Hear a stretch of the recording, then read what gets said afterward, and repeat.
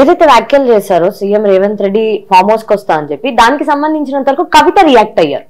కవిత react అయ్యి కవిత అన్నారు కదా, అంటే ప్రతిదీ డిస్కస్ చేయాలి అని అంటే ముందుగా మహిళలందరినీ పెద్ద సంఖ్యలో తీసుకొని నేను సైబర్ దగ్గరికి వచ్చి వరి అక్కడ నేను ధర్నా చేస్తాను, ఎందుకంటే మీరు మహిళలకు చాలా ఇచ్చారు కానీ మీరు ఏది ఇవ్వలేదు కదా, అంటే ఇది ఇప్పుడు ఏమనాలి అని చెప్పి కవిత ఒక స్టేట్మెంట్ ఇచ్చారు. మరి దీన్ని ఎలా చూడొచ్చు అంటారు? కవిత కూడా రియాక్ట్ అయింది, ఎందుకంటే అప్పుడప్పుడు అవుతుందా కేసీఆర్ మీద అయినప్పుడు. గతంలో మనం అనుకోలే కేటీఆర్ కవిత అంటే కేటీఆర్తో ఉన్న డిఫరెన్సెస్ వల్ల కవితని అంతా పట్టించుకోలేదు, స్టేట్మెంట్ ఇస్తే ఆ పార్టీకి సంబంధించి కేసీఆర్ సంబంధించి స్టేట్మెంట్ ఇస్తే కవిత రియాక్ట్ అయిందని మన గతంలో ఊహించలే. ఆమె రియాక్ట్ అయింది.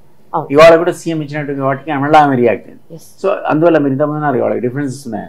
నన్ను ఇష్యూ వస్తే ఒకటైతారన్నా, నేను కేసీఆర్ ఉన్నంత వరకు అంతా ఒకటే వాళ్ళు. కేసీఆర్ అనుక నేను ఉండట్లేదు, రేపటి నుంచి కేటీఆర్ మా అధ్యక్షుడు అన్నాడు అనుకోండి, 3 కుంపట్లు అయిపోయాయి ఇక్కడ. ఓ కుంపటి కవితది, ఒక కుంపటి హరీష్ చదువుతుంది, ఒకటేమో కేటీఆర్ చదువుతుంది. ఆ రకంగా 3 భాగాలు ఇచ్చుకోబోతుంది. అందుకని అన్న రేపు మాకు ఇది ఎట్లాగో ఆయన ఆరోగ్యం కూడా సరిగ్గా లేదంటున్నారు కాబట్టి, లేదా ఆయన్ని డిసైడ్ చేసుకుని మన ఏదో మీటింగ్ పెట్టాడు, భారీ బహిరంగ సభ పెట్టాడు వరంగల్లో. అక్కడ ఇతర పార్టీలన్నీ బీసీ బీసీ బీసీ అంటుంటే అక్కడ ఓ పక్కనేమో కేసీఆర్ ఫోటో, ఇంకో పక్క కేటీఆర్ ఫోటో, ఇంకేం బీసీ, ఇంకా బీసీ ఇక్కడది. నువ్వు ముందే చెప్తున్నావు రేపు అధికారంలోకి వస్తే మావాడే అని. గతంలోనే 10 తలకాయలు ఉండేవి, ఓ ఎస్టీది ఎస్టీది బీసీది ఏదో ఫోటోలు ఉండేవి, ఒక్క ఫోటో లేదు, ఇద్దరే. అది మనం ఎవరు కూడా ఊహించలే. కాబట్టి ఆ సీట్లో ఉన్నప్పుడు వాళ్ళు ఇప్పుడు బీసీ కాన్సెప్ట్ ఎత్తుకున్నా లేదు, రేపు పొద్దున రాబోయే రోజుల్లో బీసీని ముఖ్యమంత్రి చేస్తాను ఎవరు నమ్మే పరిస్థితి లేడు. కవిత అంటుంది ఆ మాట. వాళ్ళనట్ల అసలు అధికారంలో గతంలో అనుభవించిన 10 ఏళ్ళు అనుభవించినటువంటి కేటీఆర్ కానీ లేదా హరీష్ కానీ కేసీఆర్ కానీ అన్నట్లు ఆ మాట. ఇప్పుడు అధికారంలో అసలు కేసీఆర్ బయటికి వచ్చే ఛాన్సెస్ ఉన్నాయా? మళ్ళీ ఆయన పొలిటికల్ గా వచ్చి అందరితో కలిసి ప్రశ్నిస్తారా అధికారంలో ఉన్న పార్టీని? ఏమైనా అలాంటి సూచనలు కనిపిస్తున్నాయా? ఎందుకంటే ఎప్పుడు వస్తారా అని చూస్తున్నాము, కానీ అసలు వస్తారా రారా? కేసీఆర్ అనేవాడు ఒక వ్యూహకర్త. All said and done KCR contribution Telangana ఏర్పాటులో మనందరికీ తెలిసి ఉంది, లేదనడానికి వీల్లేదు. సకల జన పోరాటం మీరు చేసినా, నేను చేసినా, కోదండరాం లీడ్ చేసినటువంటి జేఏసీ చేసినా ఎవరి పాత్ర వాళ్ళదే. అందులో కేసీఆర్ది కీలకమైన పాత్ర.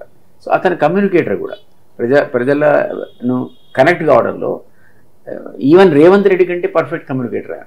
మీరు అన్నట్టు రేపు పొద్దున వచ్చి ఒక స్పీచ్ అంటూ ఆయన ఇస్తే వారం రోజులు చర్చ పెట్టుకోవాలి మనం, అంత కమ్యూనికేటర్. అట్లాంటి అద్భుతమైన కమ్యూనికేషన్ ఉంది. కానీ నాకు తెలియదు, చాలా ఏళ్ళది నేను బయటకు వచ్చాను ఆయన దగ్గర నుంచి.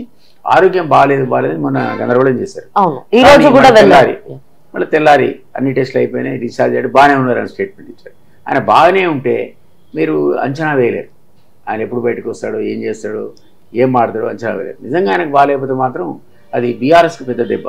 ఆ స్థాయిలో పబ్లిక్తో కనెక్ట్ అయ్యేటువంటి కెపాసిటీ ఉన్నవాళ్ళు అందులో సగమే ఉంది కేటీఆర్కు, సగం హరీష్కు ఉంది, కవిత కాస్తుంది. కానీ ఆయనకున్నంత స్కిల్స్ వీళ్ళకి లేవు, ఆ విజను లేదు, ఆ వ్యూహము లేదు, అంత పర్ఫెక్ట్ కమ్యూనికేటర్స్ కూడా వీళ్ళు కారు.